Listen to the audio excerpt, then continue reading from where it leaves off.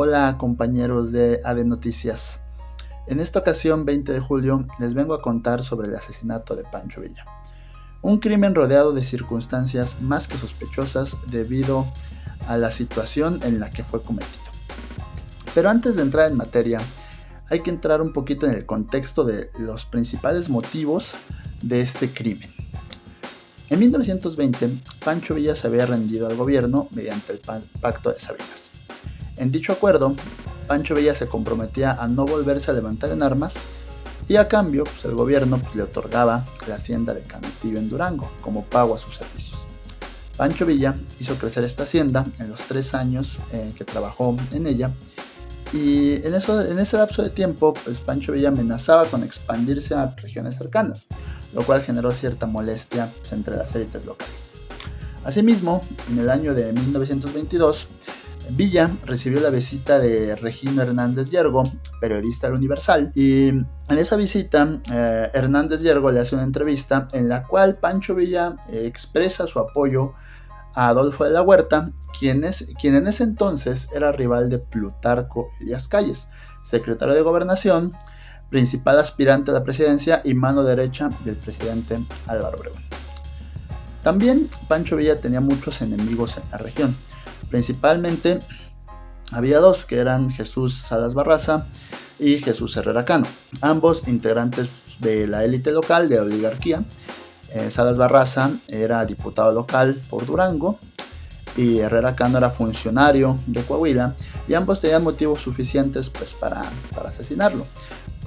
Ahora bien, Salas Barraza y Herrera Cano planearon el asesinato.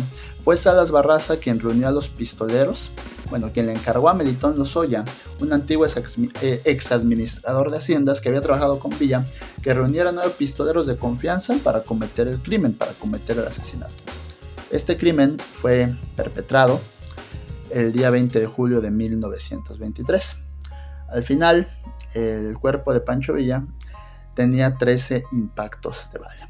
Sin embargo, a pesar de que Salas Barraza aceptó su culpabilidad, es necesario señalar otros agentes que estuvieron presentes en el crimen.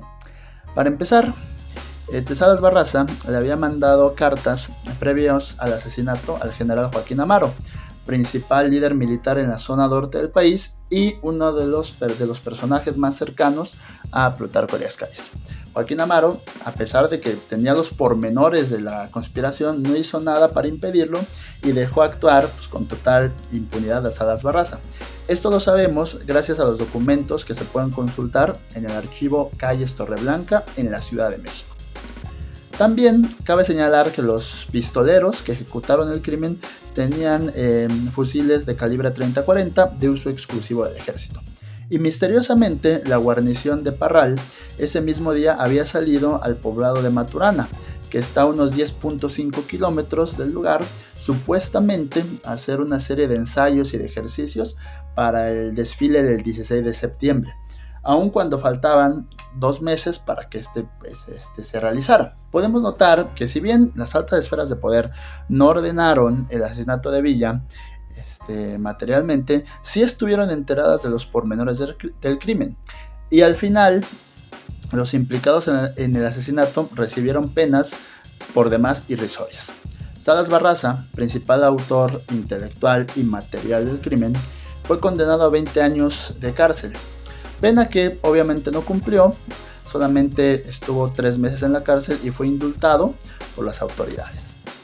Al final, si bien es cierto que no tenemos documentos que aseguren que Plutarco Elías Calles u Obregón hayan mandado asesinar a Pancho Villa, es innegable que las altas esferas de poder se enteraron de los pormenores del asesinato y, lejos de evitarlo, actuaron con total displicencia y dejaron que se cometiera.